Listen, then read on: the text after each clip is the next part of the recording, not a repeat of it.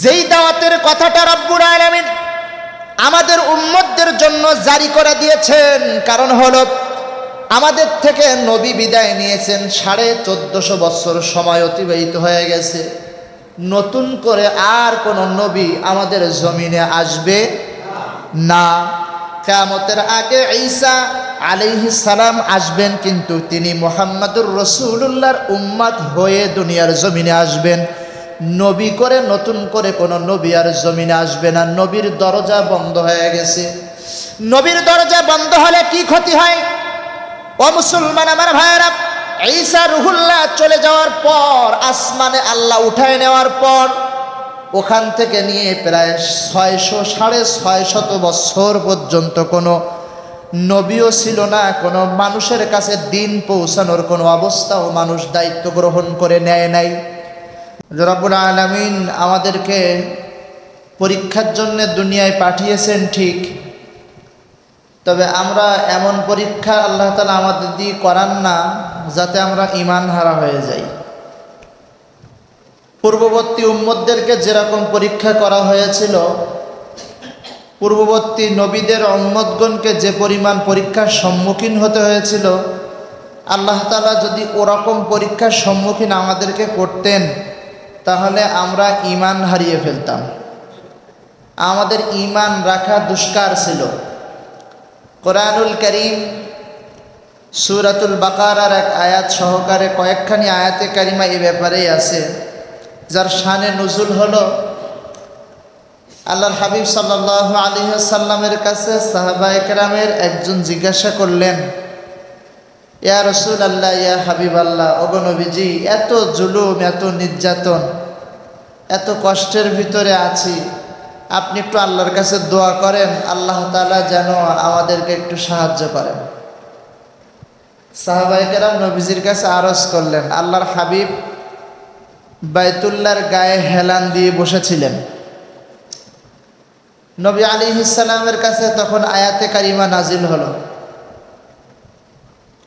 আল্লাহর হাবিবের কাছে আয়াতে কারিমা নাজিল হলো, আম হাসিবতুম আন তাদখুলুল জান্নাতা ওয়া লাম্মা ইয়া'লামিল্লাহুল্লাযীনা জাহাদু মিনকুম ওয়া ইয়া'লামাস সাবিরিন আহাসিবান নাসু আন ইউতরাকু আন ইয়াকুলু আমান্না ওয়া হুম লা ইফতানুন। আয়াত নাজিল হলো। রব্বুল আলামিন নবীকে বললেন, ওগো হাবিব, আপনি আপনার উম্মতদেরকে বলেন, আপনার সাহাবায়ে কেরামকে বলেন, তাদের পূর্ববর্তী জামানার মানুষগুলার মতো যদি তাদেরকে পরীক্ষা করা হতো, সেরকম পরীক্ষা তো তাদের কাছে এখনো আসে নাই। আর চিন্তা করার দরকার নেই, আল্লাহর সাহায্য অতি নিকটেই আছে। সুবহানাল্লাহ। লম্বা আয়াতের কথা আমি সারসংক্ষেপ বোঝানোর জন্য বললাম। তো সাহাবায়ে কেরাম আরজি করলেন, ইয়া রাসূলুল্লাহ, আমাদের জন্য দোয়া করেন, আমাদের জুলুম নির্যাতনের ব্যাপারে আল্লাহ তাআলা যেন আমাদেরকে একটু সাহায্য করেন। সাহাবায়ে কেরাম তাদের জুলুম নির্যাতনের কথা শুনলে আমরা পাগল হয়ে যাব, তাই না? আর সাহাবায়ে কেরামের জায়গা থেকে আমাদেরকে যদি আপনি পৃথক করতে পারেন বা দেখতে পারেন, তাহলে আমরা তো কিছুই না, আমাদের তো কোনো কিছু হয়নি। কি কথা ঠিক না? আমাদের অল্প একটু পরীক্ষা যদি আল্লাহ করে, আমরা সবাই পাগল হয়ে যাই। ও ইমাম সাহেব দোয়া করে, হুজুররা দোয়া করে, দাড়ি পাকারা দোয়া করে, অমুক দোয়া করে, তুমুক দোয়া করে, কই দোয়া তো কাজে লাগে না। মানুষের অভিযোগ শুরু হয়ে যায়। কিন্তু আল্লাহ বলেন, তোমাদেরকে তো ওই রকম পরীক্ষা করা হয়নি যেরকম পরীক্ষা করা হয়েছে তোমাদের পূর্ববর্তীদেরকে। উদাহরণের জন্য এভাবে করে বলেন যে হযরতে জাকারিয়া আলাইহিস সালাম, এ নবীর নাম তো শুনেছেন নিশ্চয়। হযরতে জাকারিয়া আলাইহিস সালাতু ওয়াস সালাম, তাকে করাত দিয়ে দ্বিখণ্ডিত করা হয়েছে। মাথা থেকে পা পর্যন্ত করাত দিয়ে কি করা হয়েছিল? দ্বিখণ্ডিত করা হয়েছে। ইব্রাহিম খলিলুল্লাহকে আগুনের মধ্যে জ্বালানো হয়েছিল। এভাবে পূর্ববর্তী উম্মতদেরকে অসংখ্য অগণিত কষ্টের মধ্যে নিমজ্জিত করে রেখেছিল তদানীন্তনকালের অস্বীকারীরা, তাওহীদের বিশ্বাসী যারা ছিল না তারা। অর্থাৎ কুফফাররা, কাফেররা নবীদের উপরে জুলুম করত। হযরতে ইউনুস আলাইহিস সালাতু ওয়াস সালাম জুলুম নির্যাতন সহ্য করতে না পেরে নিজের এলাকা ছেড়ে অন্য এলাকায় চলে যাচ্ছিলেন। পয়গম্বর ইউনুস আলাইহিস সালাতু ওয়াস সালাম নিজের এলাকা ছেড়ে আরেক এলাকায় যাচ্ছিলেন। প্রতিমধ্যে যে সমুদ্রের মাঝখানে নৌকা টলমল করে, নৌকা সামনে আগায় না, ডুবে যাবে ডুবে যাবে। সবাই মিলে জিজ্ঞাসা করলো কি ব্যাপার, কি এমন করে কেন? নদীতে তো এরকম ঢেউ নাই, নৌকা ডুবো ডুবো অবস্থা কেন? তো পরামর্শ করে ওলামায়ে কেরাম বললেন, জ্ঞানীরা বললেন যে নিশ্চয় এর মধ্যে পালাতক কোনো গোলাম আছে, পালাতক কোনো গোলাম আছে, সে তার মনিবের থেকে পালিয়ে যাচ্ছে। তো সবাই চুপচাপ, কেউ কারোর দোষ স্বীকার করে। কিন্তু ইউনুস আলাইহিস সালাম, ইনি তো পয়গম্বর, ইনি তো নবী, হাত উঁচু করলেন, নাবিকরে বললেন থামো, আমি নেমে যাই, আমি পালাতক গোলাম, আমার জন্য নৌকার এই অবস্থা, আমি নেমে যাই, সমস্ত যাত্রীরা বেঁচে যায়। সবাই অবাক, তা কি করে হয়? কয় হ্যাঁ, আমি আমার মালিকরে না বলে আমি চলে যাচ্ছিলাম। তো ইউনুস আলাইহিস সালামের মালিক কে? আল্লাহ। আল্লাহ তাআলা ইউনুস আলাইহিস সালামকে পরীক্ষা করলেন। নবী, জলিলুল কদর নবী, কোরআনে যার সম্পর্কে প্রশংসার বাণী আল্লাহ করলেন, এমন একজন নবী, নিজের ছোট্ট একটা পদস্খলন আল্লাহ তাআলাকে না বলে পথ অতিক্রম করা, কথা বুঝেন। তো রব্বুল আলামিন কি করলেন? তাকে একটু পরীক্ষা নিলেন। 4টা অন্ধকারের মধ্যে নিমজ্জিত করলেন ইউনুস আলাইহিস সালামকে। একটা হলো আমাবস্যা পূর্ণিমা রাত্রির অন্ধকার, একটা হলো সমুদ্রের পানির অন্ধকার, একটা হলো মাছের পেটের অন্ধকার, কথা বোঝেন নাই মনে হয়? এই মাছটারে আরেকটা মাছ গিলে খায়। এই 2টা মাছের পেট এবং রাতের অন্ধকার আর পানির অন্ধকার, 4টা অন্ধকারের মধ্যে পয়গম্বর ইউনুসকে আল্লাহ নিমজ্জিত করলেন। ওখানে গিয়ে দীর্ঘদিন থাকলেন পানির মাছের পেটের ভিতরে। নবী তো হজম করার ক্ষমতা তো মাছের নাই, কারণ আল্লাহর নির্দেশ তো আমার ইউনুসকে তো হজম করতে পারবি না। ইউনুস আলাইহিস সালাম দোয়া করলেন, লা ইলাহা ইল্লা আনতা সুবহানাকা ইন্নী কুনতু মিনাজ জালিমিন। তো আল্লাহ তাআলা দোয়ার কারণে মাফ করে দিলেন, সন্তুষ্ট হলেন, মাছের পেটে হজম হলো না, চলে আসলেন। তার পরীক্ষার কথাটুকুন বললাম। এরকম অসংখ্য পরীক্ষা। আমার ভাইরা, আমাদেরকে কি এরকম পরীক্ষার সম্মুখীন হতে হয়েছে? মোটেও, কথা বলেন, মোটেও না। আমাদের এরকম পরীক্ষার সম্মুখীন হতে হয় নাই। আমরা অল্পতেই ধৈর্যহারা হয়ে যাই। আল্লাহ তাআলা আমাদেরকে ধৈর্যশীল হিসাবে কবুল করুক, বলেন আমিন। আমি আপনাদের সামনে গত জুমায় যে বিষয়ে আলোচনা করতেছিলাম, মনে হলো এই বিষয়টা একটু বলি। সেটা হলো বাদশাহ যুলকারনাইন সম্পর্কে আমি আপনাদের সামনে কিছু অল্প সংখ্যক কথা বলেছিলাম, চাচ্ছিলাম এই বিষয়তে একটু কথা বলতে ইনশাআল্লাহ।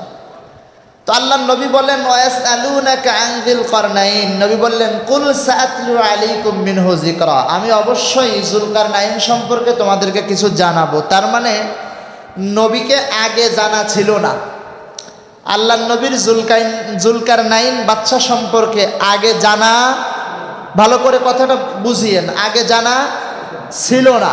তার মানে হলো আদি অন্তের খবর নবী রাখতেন না। আল্লাহ তাআলা এই ক্ষমতা ওনাকে দেন নাই, যেটা আল্লাহর পাওয়ার। কার পাওয়ার? রবের পাওয়ার হলো আদি অন্তের খবর রব রাখেন। কি হবে, কি হচ্ছে, কি হয়েছিল, সব খবর কে রাখেন? আল্লাহ। আল্লাহ নবীকে যখন কাফেররা প্রশ্ন করলো যে ওগো নবীজি, আপনি যদি সত্যি নবী হন, আপনি বলেন তো তামাম দুনিয়া সফর করেছিল এমন একজন বাদশা, তার সম্পর্কে কি আপনি জানেন? আল্লাহ নবী বললেন, তার সম্পর্কে কোনো খবর আমার কাছে পৌঁছায় নাই। কিতাবের মধ্যে লেখেন, এমন সময় নবী আলাইহিস সালামের চালের উপরে ওহী আসার আওয়াজ পাওয়া গেল। নবী আলাইহিস সালামের উপরে ওহী আসার যে অবস্থা তৈরি হতো, সেই অবস্থা তৈরি হয়ে গেল। ওহী নাজিল হয়ে গেল। আল্লাহর নবী কাফেরদেরকে বললেন, ওয়াসআলুনাকা আন যিল করনাইন কুল সাআতলু আলাইকুম মিনহু যিকরা, অবশ্যই আমি তোমাদেরকে যুলকারনাইন সম্পর্কে কিছু জানাবো। তার মানে আমার রব এখন আমাকে জানিয়েছে। সুবহানাল্লাহ, আমার রব আমাকে কি করেছে? জানিয়েছে, শোনালেন যুলকারনাইনের ইতিহাস। যুলকারনাইন কিতাবের মধ্যে লিখছে 1600 বছর হায়াত পেয়েছিল। কথা কয় না, কয় বছর? 14 গোষ্ঠীর হায়াত আমাদের মিলালে 1600 বছর হবে? আমাদের 14 গোষ্ঠীর হায়াত মিলালেও 1600 বছর হবে না। অসংখ্য অগণিত সৈন্য সামন্ত এবং অস্ত্র শস্ত্রে তদানীন্তনকালে সজ্জিত ছিলেন যুলকারনাইন বাহিনী। সুবহানাল্লাহ বিহামদিহি।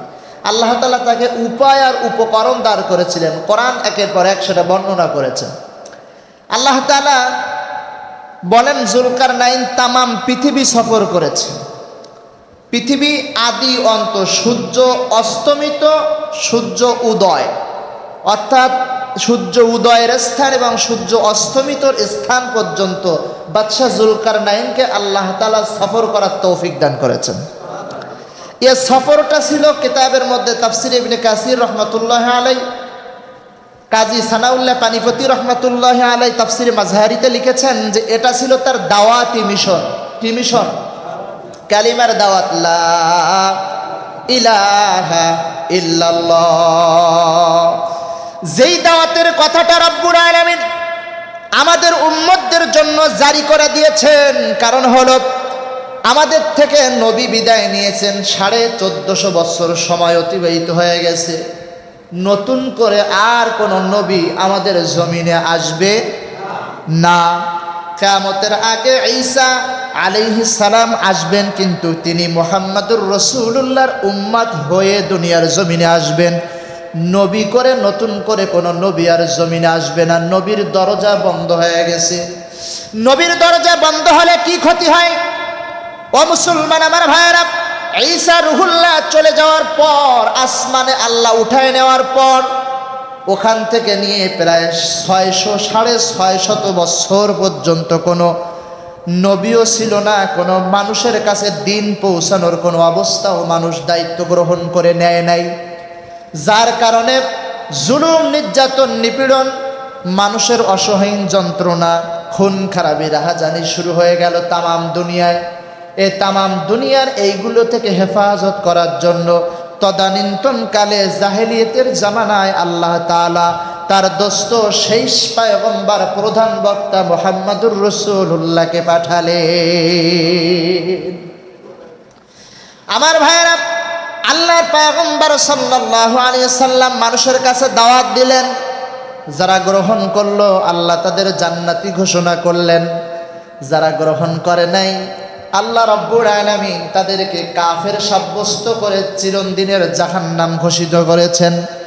আমার মুসলমান ভাইয়েরা, তাহলে দাওয়াতি কাজ এখন যেহেতু নবী নাই, একে অপরের কাছে এই দাওয়াত পৌঁছানোর দায়িত্ব প্রত্যেকটা উম্মতের মাঝে। কার মাঝে বলেন? আমি শুধু খতিবের মাঝে, শুধু ইমাম সাহেবের মাঝে, শুধু মুয়াজ্জিন সাহেবের মাঝে না, টোটাল যত মানুষ কালেমা পড়েছি, আল্লাহ নবী যেমন কথা বলেন, আমার পক্ষ থেকে যদি একটা বাক্য তুমি শুনে থাকো, নবী আলাইহিস সালাম বলেন এই বাক্যটা অন্যের কাছে পৌঁছে দাও।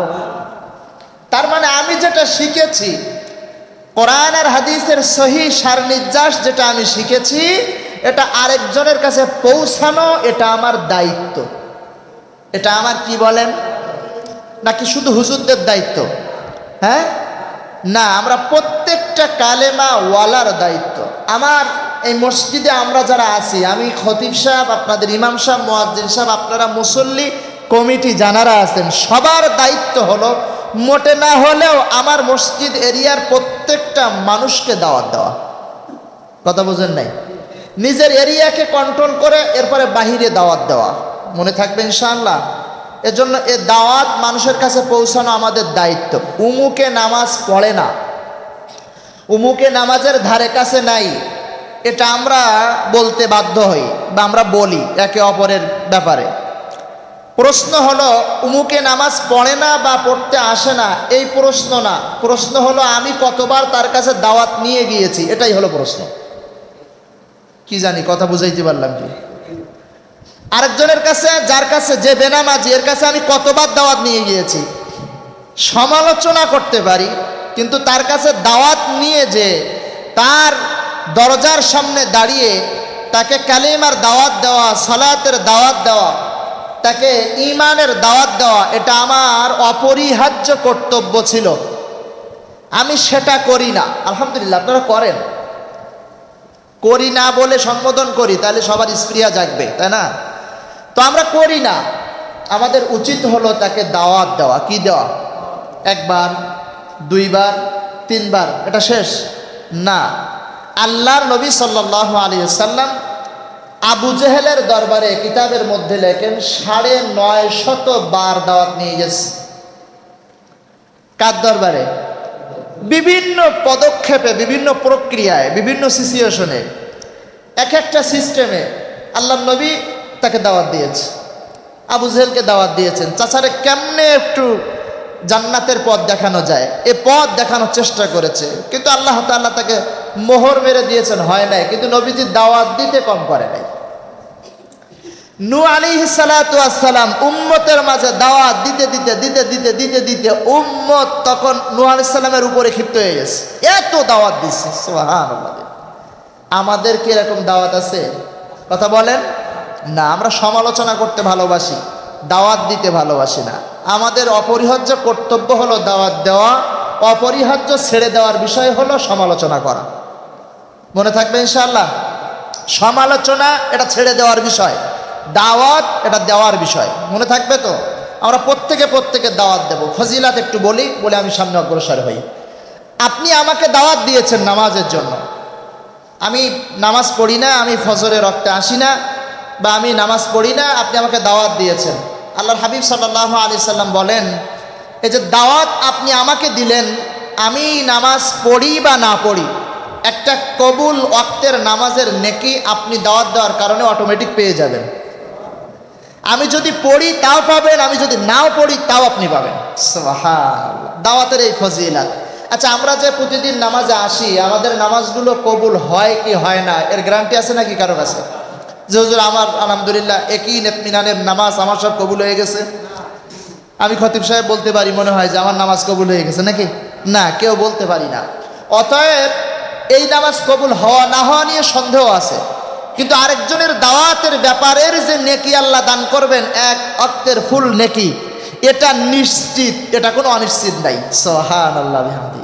তো নিশ্চিত এই বিরাট নেকিটাকে ছেড়ে দেওয়া আমি মনে করি কোনো বিবেকবান মানুষের জন্য শোভনীয় নয়। আমাদের জন্য উচিত হলো এই নেকিটা ধরে নেওয়া। মনে থাকবে তো ইনশাআল্লাহ? আমাদের দেশের মানুষদেরকে দেখছি, যেটা বাড়ি ৩-৪টা ছেলে মেয়ে আছে, বড় বড়, অর্থাৎ বালেগ বালেগা ছেলে মেয়ে আছে। নিজে পিতা নামাজ পড়তে পড়তে কপাল কালো হয়ে গেছে, সন্তানদেরকে কোনো দিনের জন্য নামাজের দাওয়াত দেয় নাই, কোনো দিনের জন্য হারাম থেকে বেঁচে থাকার দাওয়াত দেয় নাই, কোনো দিনের জন্য রাত্র জাগরণ করার দাওয়াত দেয় নাই। কথা ঠিক কিনা জোরে বলেন? বাস্তব না অবাস্তব? একাই জান্নাতে চলে যাবে, এটা সম্ভব না। কু আনফুসাকুম ওয়া আহলিকুম নারা, নিজেও বাঁচতে হবে যেমন, আহালদেরকেও বাঁচাতে হবে তেমন জাহান্নামের আগুন থেকে। একা একা বেঁচে যাব আর সবাই জাহান্নামে চলে যাবে, এই চিন্তা ভাবনা করার দরকার নেই। এভাবে হবে না, এভাবে একা একা জান্নাতে যাওয়া যাবে না। আরেকজনকেও জান্নাতের পথ দেখাতে হবে, এটা আমাদের দায়িত্ব। মনে থাকবে ইনশাআল্লাহ। তো বাদশাহ জুলকারনাইন আল্লাহর পক্ষ থেকে মানুষের কাছে দাওয়াত দেওয়ার জন্য পৃথিবীর শুরু থেকে শেষ সফর করেছেন, পশ্চিম, পূর্ব, দক্ষিণ, উত্তর সফর করেছেন। সুবহানাল্লাহ বিহামদি। কোরআনুল কারীমে স্পষ্টভাবে 3 দিকের কথা আলোচনা করেছেন। একদিকে দিক নির্ধারণ করে আলোচনা করা হয় নাই, কিন্তু চতুর্দিকে তিনি সফর করেছিলেন। কুল সাতলু আলাইকুম মিনহু যিকরা ইন্না মাক্কান্না লাহু ফিল আরদি ওয়া আতাইনাহু মিন কুল্লি শাইইন সাবাবা। আল্লাহ তাআলা বলেন, জমিনের মধ্যে চলতে যে সমস্ত উপায় উপকরণের দরকার হয়, আমি আল্লাহ সব জুলকারনাইনকে দান করেছিলাম। মুফাসসিরিনে আল্লামরা বলেন এই কথা দ্বারা আল্লাহ তাআলা বুঝালেন, তার একজন বললেন বিবেক, বুদ্ধি, মেধা, প্রজ্ঞা, তার চলার শক্তি আল্লাহ তাআলা এগুলো দান করেছিলেন। কেউ কেউ বলেন শুধু এটা নয়, তার যত সরঞ্জামাদি লাগে, কারণ চলতি পথে হাজারো শত্রুর আক্রমণ হবে। দাওয়াত যখন পৌঁছাবে তখন হাজারো দিক থেকে বিপদ আপদ, বালা মুসিবত আসবে। কি কথা ঠিক না? এমনি আসবে না, এমনি সফর করেন আসবে না, কিন্তু যখন মানুষকে আপনি দাওয়াত দিবেন কুরবানি করার জন্য, তার জানা বিষয়কে উল্টিয়ে নতুন কিছু তাকে বলবেন কোরআন আর হাদিস থেকে, তখন মানুষ আপনার বিরোধিতা করবে। কথা ভাই না? তখন মানুষ কি করতে থাকবে? বিরোধিতা করতে থাকবে। আবু জেহেল, উতবা, সাহেবা, যারা মক্কার কাফেররা নবীজির বিরুদ্ধে তখনই লেগেছেন যখন আল্লাহর পয়গম্বর তাওহীদের দাওয়াত দিয়েছেন, যখন বলেছেন সব মূর্তিবাদ, একমাত্র পূজা করণীয় বিষয় হলো আল্লাহ সুবহানাহু ওয়া তাআলা, অর্থাৎ ইবাদত করার জায়গা কোন জায়গা? আল্লাহ তাআলা। তো অতএব তখন তারা খেপে গেল, তাওহীদের বিশ্বাস। আরো যখন বলা হলো মুহাম্মদ সাল্লাল্লাহু আলাইহি ওয়াসাল্লাম আমি নবী, আল্লাহ আমাকে দূত করে পাঠিয়েছে, তখন তারা আরো রেগে গেল। যেমন অন্যান্য নবীদের সম্পর্কে তাদের যারা ওই সময়ে তদানীন্তন কুফফাররা, তারা বলেছিল এত লোক বাদ দিয়ে তোমারে আল্লাহ নবী বানাইল, নাউযুবিল্লাহি মিন যালিক। তার মানে তাদের কাছে নবী হওয়া মানে বিরাট বড় ধনী হওয়া লাগবে, অনেক শক্তিশালী হওয়া লাগবে, অনেক বড় বংশের মানুষ হওয়া লাগবে, এরকম চিন্তাধারা তাদের ছিল।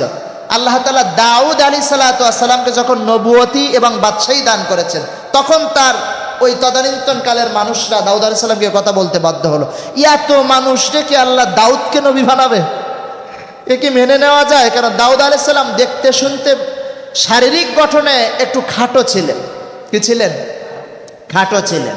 দাউদ আলাইহিস সালামকে আল্লাহ নবী বানালেন, এত লম্বা চওড়া লোক থাকতে, এত শক্তিশালী লোক থাকতে দাউদকে আল্লাহ পয়গম্বর বানাবো, এ মানা যায় না। আল্লাহ আমাদের বুঝ দান করুক, বলেন আমিন।